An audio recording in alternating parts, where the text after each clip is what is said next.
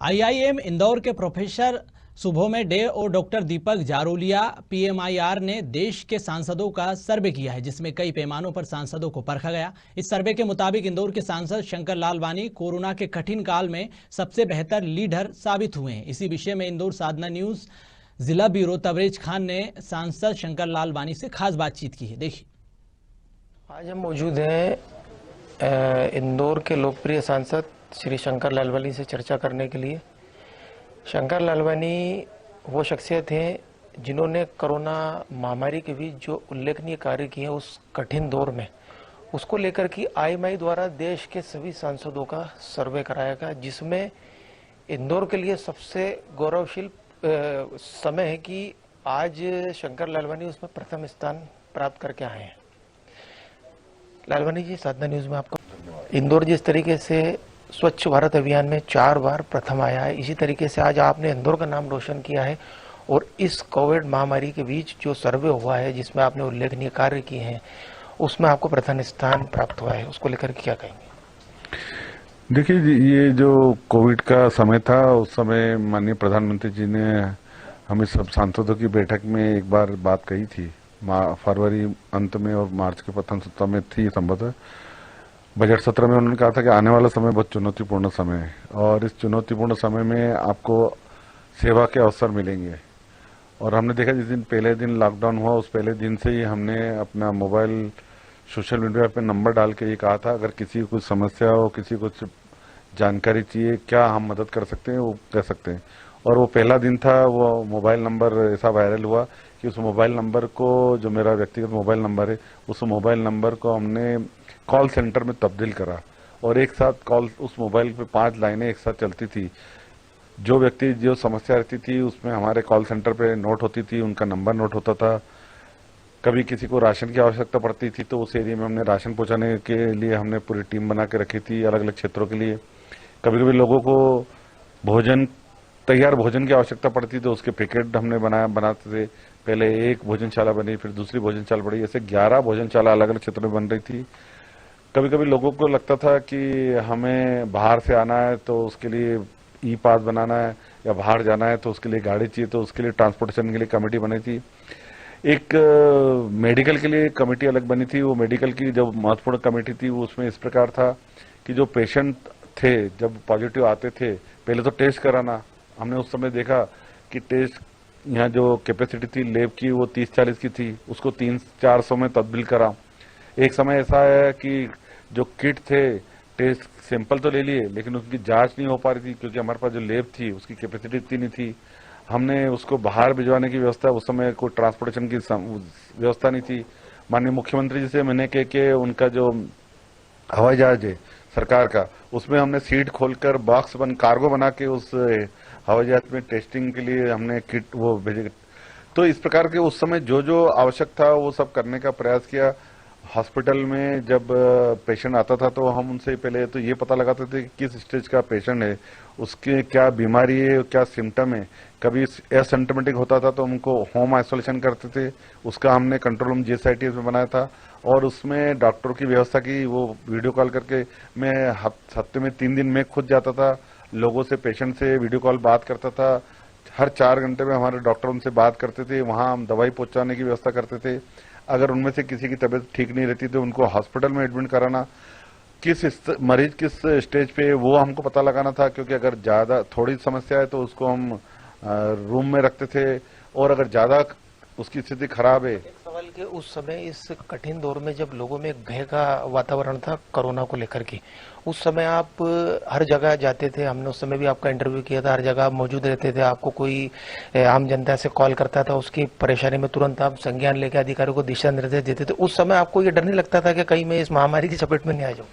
लगता था, लोग बोलते भी थे, परिवार वाले दूसरे बोलते थे, लेकिन उस समय एक ही बात ध्यान में थी कि जीवन में जो ये समय आया है, इस समय, इस आपदा के समय, अगर आप बहुत सारे समय आते लेकिन इस प्रकार का जीवन में हमने कभी देखा भी नहीं था और संभावना है कि ऐसा फिर कभी जीवन में समय आएगा भी नहीं आपदा का।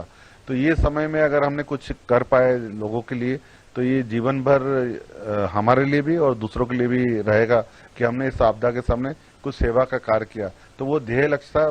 जो पूरी टीम लगी थी, कभी कभी उनके घर में भी पॉजिटिव आते थे या उनके रिश्तेदारों में कभी डेथ हो जाती थी तो वो घबरा जाते थे, लेकिन हम हर रात को बैठ के पूरी टीम एक दूसरे को मोटिवेट करती थी कि ये जो समय है, इस समय फिर जीवन में कभी नहीं आने वाला, तो सेवा करते रहे। जीवन किसने देखा है, कितने क्षणों का जीवन है, ये हमें नहीं मालूम, लेकिन जो है उसको सेवा में तब्दील करना चाहिए। और मानव सेवा, नर सेवा, नारायण सेवा है। और माननीय प्रधानमंत्री जी हमेशा कहते हैं कि सेवा, हम एक सेवक हैं, तो सेवक के रूप में जो जो काम आवश्यक है वो हमने सबने करा।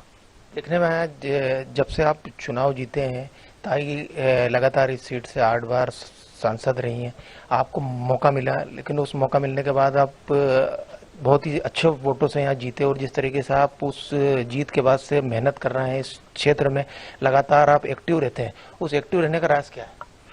देखिए, जैसे मैंने कहा, माननीय प्रधानमंत्री जी अपने आप को प्रधान सेवक कहते हैं। वो प्रधान सेवक है, हम छोटे सेवक है, हम इंदौर शहर के सेवक है।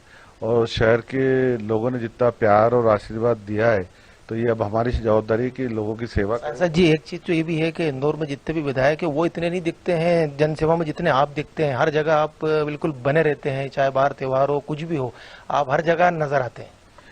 देखिए, सब अपने अपने स्तर पर लगे रहते हैं और वो प्रयास भी करते हैं, पर जो मुझे काम मिला, क्योंकि मैं छोटे स्तर से ऊपर यहाँ तक आया हूँ, तो लोगों की कनेक्टिविटी, अप्रोच बहुत इजी रहती है। और मैं भी लोगों को जानता हूँ, लोग भी बुलाते हैं, तो सहज है, लोगों का प्यार है, जब बुलाते हैं तो मैं चले भी जाता हूँ।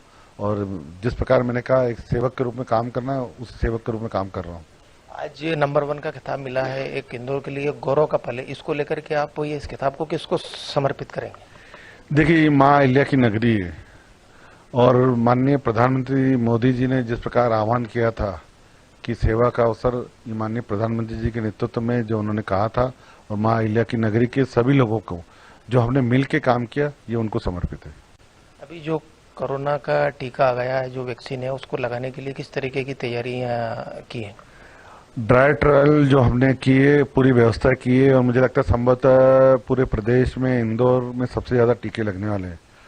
और बहुत ही अच्छी व्यवस्था की है हमने। ड्राई ट्रायल में देखा, जो ड्राई ट्रायल था, और पर 14 तारीख को माननीय मुख्यमंत्री जी सभी अधिकारियों और जनप्रतिनिधियों के साथ बैठ के किस प्रकार से टीकाकरण होगा, उसकी पूरी रूपरेखा जो बनाई है उस पर चर्चा होगी। लेकिन एक चीज ये भी है, मैं रोकना चाहूंगा आपको, कि इसको लेकर की जनता में एक भय का वातावरण है। एक टीका भोपाल में लगाया गया जिसकी मृत्यु होगी, उसको लेकर की जनता के बीच में जो डर है, उसको लेकर की किस तरीके से सरकार उसको दूर करेगी? बिल्कुल नहीं डरना चाहिए, क्योंकि जो भी टीके आ रहे हैं पूरे टेस्ट होके आ रहे हैं, और हमारे वैज्ञानिकों ने हर स्तर पर टेस्ट किया है, मेडिकल अप्रूवल के बाद आ रहे हैं। तो मुझे लगता है कोई किसी प्रकार का डर नहीं होना चाहिए, और मुझे लगता है कि जो जिनको आवश्यक है, पहले फेज में जो सरकार ने निर्णय लिया है उनको लगवाना चाहिए, और दूसरे फेज में जब उनका नंबर आए उनको भी लगाना चाहिए। इसमें किसी को डरना नहीं चाहिए, ये हमारी सेफ्टी के लिए है। एक सवाल और कि आत्मनिर्भर भारत के लिए प्रधानमंत्री और मुख्यमंत्री जो कैंपेनिंग चला रहे हैं, उसको लेकर के आपने इंदौर में क्या प्रयास किया? 2 चीजें, आत्मनिर्भर भारत और वोकल फॉर लोकल, दोनों चीजों को लेकर हम चल रहे हैं। जहां तक व्यक्तिगत तौर पे बात हो, हमने एक आत्मनिर्भर केंद्र प्रारंभ किया है। उसमें हमारी बहनों को, माताओं को प्रशिक्षण लगातार हम पिछले 4-5 महीनों से देते आ रहे। कोविड में भी दिया हमने, राखियां बनवाई, गणेश जी बनवाए, अब अलग अलग प्रकार की वस्तुएं बना रहे हैं, और वो सेंटर बहुत ही चल रहा है। प्रशिक्षण दिया जाता है, माता बहनें वहाँ प्रशिक्षण लेती है और घर जाके बनाती है। जहाँ तक माननीय मुख्यमंत्री जी और प्रधानमंत्री जी ने जिस योजना को लागू करने के लिए बात की, हमने एक रोड में हाल ही में माननीय मुख्यमंत्री जी आए थे, उनके सामने रखा था। और हम चाहते हैं कि हमारे यहाँ के युवाओं को, हमारी माता बहनों को रोजगार मिले। उसके लिए 5 क्लस्टर आने वाले दिनों में प्रस्तावित है, और उसके लिए जगह चिन्हित की गई है। उसमें रोजगार मिलेंगे, लगभग 60,000 से ज्यादा रोजगार उनके लिए मिलेंगे, और अलग अलग क्षेत्रों के, खिलौनों के हैं, फार्मास्यूटिकल हैं, और बेकरी के हैं, हमारे फूड आइटम हैं, रेडीमेड है। तो इस प्रकार के अलग अलग क्लस्टर में जो जिसमें रुचि हो काम करने की, वो उसको मौका मिलेगा। एक और योजना हम ला रहे हैं, अंतर्राष्ट्रीय लॉजिस्टिक हब, जो कि इंदौर देश के मध्य में है, और इसमें अंतर्राष्ट्रीय एयरपोर्ट चालू हो गया। और आपने हाल ही में देखा होगा, पिछले सप्ताह माननीय मुख्यमंत्री जी ने अंतर्राष्ट्रीय कार्गो का लोकार्पण किया। अब यहाँ से हम चीजें एक्सपोर्ट भी कर सकते हैं और इंपोर्ट भी कर सकते हैं। तो एक अंतर्राष्ट्रीय कार्गो की, अंतर्राष्ट्रीय लॉजिस्टिक हब की आवश्यकता लग रही थी, और उसके लिए हमने एयरपोर्ट के पास में 15 किलोमीटर दूर एक जगह भी चिन्हित की है, वहां पर हम अंतर्राष्ट्रीय लॉजिस्टिक हब बनाने की योजना है। मुझे लगता है ये सब चीजें रोजगार बनाने वाली है और आत्मनिर्भर भारत को आगे ले जाने के लिए ये महत्वपूर्ण योगदान रहेगा। चलिए एक सवाल और के कांग्रेस की सरकार में मेट्रो रेल प्रोजेक्ट का उद्घाटन किया था पूर्व मुख्यमंत्री कमलनाथ ने, लेकिन कोविड महामारी के कारण वो पूरा प्रोजेक्ट रुक गया।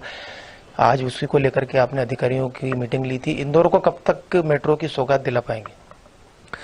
जो लक्ष्य है हमारा अगस्त 2023 का, और ये 31 किलोमीटर की पहले फेज की रिंग है, जो एयरपोर्ट से होते हुए सुपर कॉरिडोर, विजयनगर होते हुए, रिंग रोड होते हुए, बंगाली होते हुए, पलासिया होते हुए, गांधी हॉल से राजवाड़ा से बड़ा गणपति होते हुए वापस एयरपोर्ट तक जाएगी।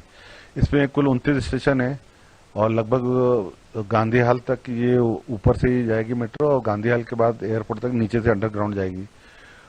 मुझे लगता है कि 2 फेज के टेंडर हो गए हैं और बाकी तैयारी चल रही है। आज अधिकारियों से हमने कहा है कि हर महीने कितना काम होना चाहिए और कितना काम हुआ उसकी आप रिपोर्ट दें, और हम हर महीने बैठक लेंगे। उसमें जो कोऑर्डिनेशन में जो विभाग है उनके साथ बैठ के आज बैठक हुई, उन सबका कोऑर्डिनेशन करा, क्योंकि आने वाले हमने तो कहा है 50 सालों में इस मेट्रो रूट पर जहां जहां ब्रिज आने वाली है, जो बाकी चीजें आने वाली है, उसको प्लानिंग में ध्यान रखते हुए करना चाहिए। नहीं तो मेट्रो आ जाएगी और बाद में अगर वहां ब्रिज की भी आवश्यकता रही तो ब्रिज कैसे बनेगी, कहाँ बनेगी, तो इसलिए सभी विभागों का कोऑर्डिनेशन हो, उसके लिए भी कहा गया है। वो आपस में कोऑर्डिनेशन भी कर रहे हैं और मेट्रो कैसे सफल हो उसके लिए हमने रोड मैप बनाया है और हर माह बैठ के इसको हम रिव्यू करेंगे। तो ये थे हमारे से चर्चा करने के लिए इंदौर के लोकप्रिय सांसद शंकर लालवानी। कैमरामैन राकेश रायगौर के साथ तबरेज खान, साधना न्यूज, इंदौर।